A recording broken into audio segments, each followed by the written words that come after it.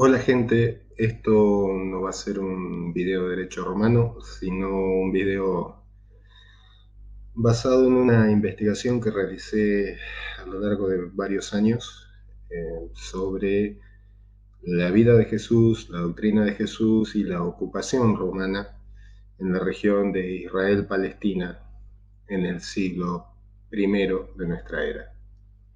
Es por ello que no va a llevar la marca de la cátedra Derecho Romano, sino que saldrá mi nombre exclusivamente, y porque sé que los demás miembros de la cátedra pueden compartir o no lo que se diga en este trabajo sobre la verdad histórica de Jesús.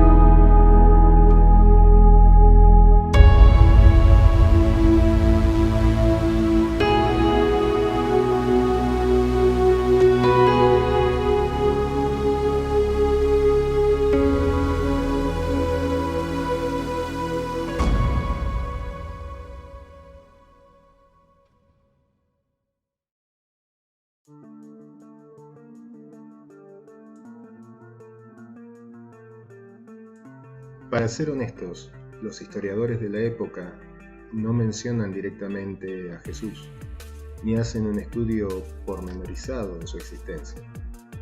Por el contrario, Flavio Josefo y Plinio solo mencionan al movimiento que seguía a un carpintero de Galilea, por lo que lo único que nos queda son los datos que aportan los evangelios escritos por los apóstoles, que, al menos, embellecen. Lo que sí sabemos es que la región de Palestina e Israel es la puerta de entrada para Oriente y Occidente, sea hoy en día por el petróleo o en aquella época por las rutas hacia el Asia.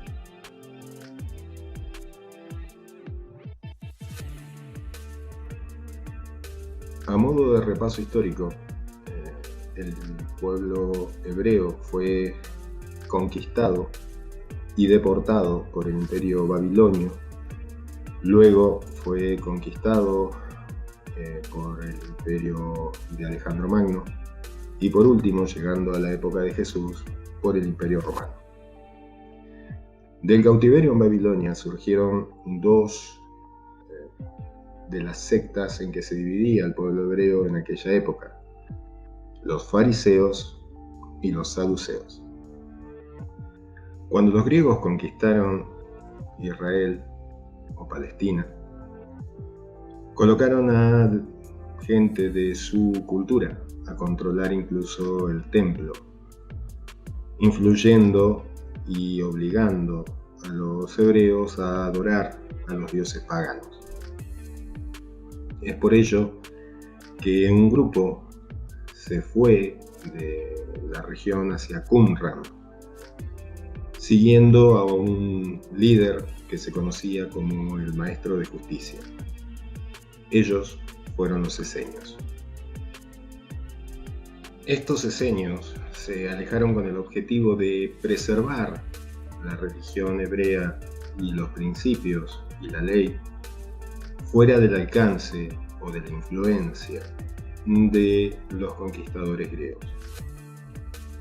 En el año 6 a.C., y como consecuencia de un censo llevado adelante por el Imperio Romano dentro de las comunidades de Israel, se produce un alzamiento liderado por Judas de Gámala o Judas el Galileo, que da origen a un cuarto movimiento del cual en la Biblia no se trata, que era el movimiento celote. Cada una de estas sectas tenía sus propias creencias y su propio pensamiento, lo que hacía que, a pesar de convivir, estuvieran separados y siempre quizás apuntando más a los intereses propios que a los intereses de todo el pueblo de Israel. A la división de las sectas había que sumarle el cisma samaritano. Discutían con los hebreos dónde debía festejarse la Pascua. Para los hebreos había que ir a Jerusalén, mientras que para los samaritanos debía ser festejado en el monte Garizim. Es por ello que Jesús se acerca a los samaritanos en el relato en el cual le solicita agua a una samaritana, y también lo incluye en sus enseñanzas en la parábola del buen samaritano.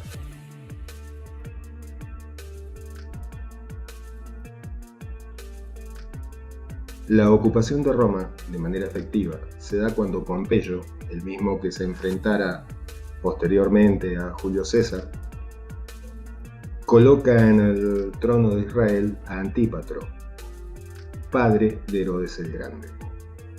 Mientras aquellos que eran funcionales a la ocupación por parte del Imperio Romano de esta zona tenían una vida acomodada, la gente de a pie, la gente común, se hundía cada vez más en la pobreza y en la desesperación. La finalidad de toda ocupación militar es saquear el territorio conquistado, ya sea a través de la explotación de sus recursos naturales o por la imposición de tributos e impuestos. En esa realidad nace Jesús, con un pueblo dividido, tanto en sus creencias religiosas como en sus intereses, y con una ocupación militar que los saqueaba y desangraba de manera constante. Hace poco escuché una frase que voy a tomar prestada. La división de las sectas era tan profunda que en lo único que se ponían de acuerdo era en que Jesús debía desaparecer. En este video trataremos de demostrar que Jesús era un ecumenista hebreo, es decir, que todo lo que él enseñaba pretendía unificar al pueblo hebreo para expulsar a la fuerza extranjera invasora. Y esas enseñanzas de Jesús abarcan tanto la ley como la trascendencia y también los códigos morales que debían reunir al pueblo hebreo para unificarlos en la lucha por el bien común.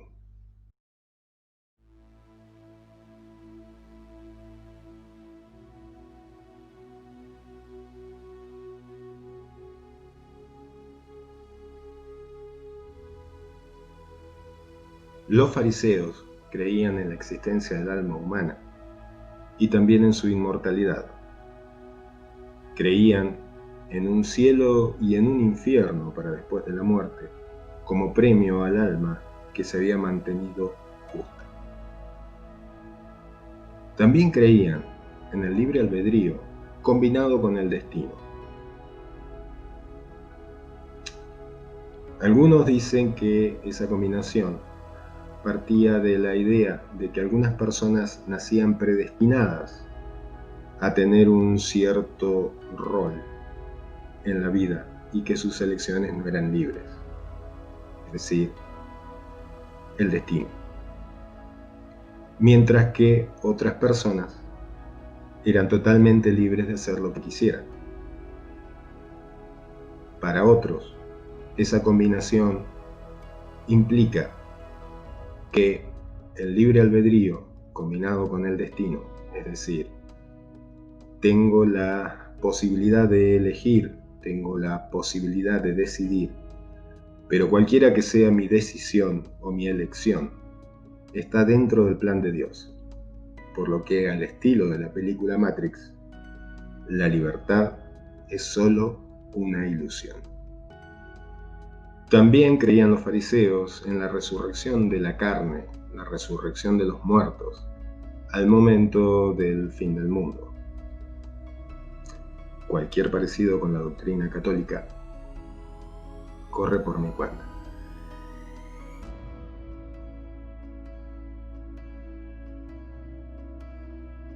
Por su parte, los saduceos no creían en la inmortalidad del alma, ni tampoco en la resurrección de los muertos. Sí creían que el reino de Dios o los premios y castigos de Dios se daban en este mundo, la teoría del éxito. Si ellos tenían éxito en sus negocios y en su trabajo, quedaba demostrado que Dios los bendecía.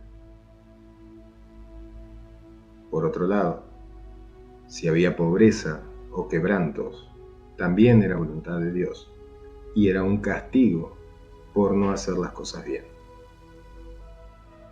Cualquier parecido con la doctrina protestante también corre por mi cuenta.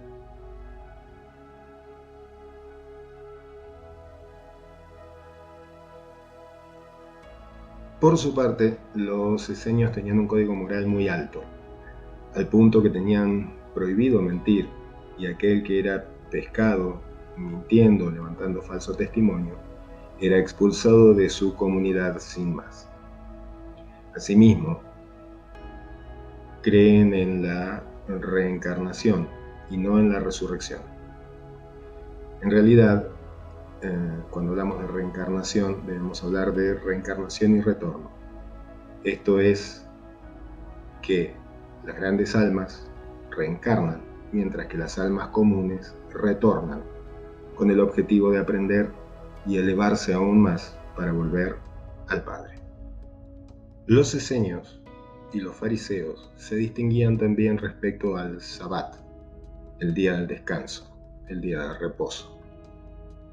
Para los fariseos era posible violar el día del descanso para salvar la propiedad, sacando agua de un pozo para apagar un incendio, por ejemplo, pero no a una persona. Para los esenios era lo contrario. Se podía salvar la vida de una persona que había caído al río si se utilizaban sus ropas para extraerlo del agua, pero no era lo mismo con las propiedades.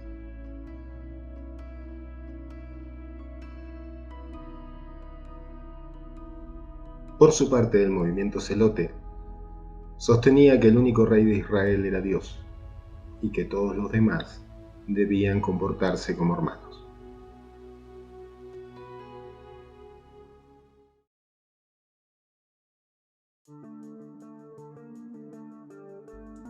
La división de los hebreos se produce inmediatamente después de la muerte del rey Salomón, quedando divididos en el reino de Israel que agrupaba las tribus del norte y del centro, con capital en Siquem, y el reino de Judá, con capital en Jerusalén.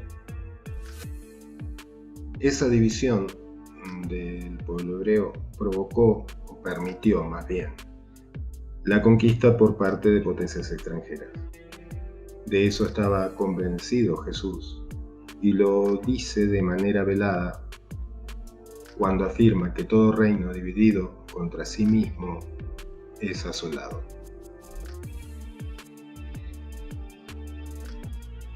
Con esto damos por finalizada la primera parte en la que hacemos la aproximación política y religiosa, para que en un segundo video pasemos a adentrarnos en la doctrina de Jesús y cómo pretendía unificar a los hebreos en contra del Imperio Romano.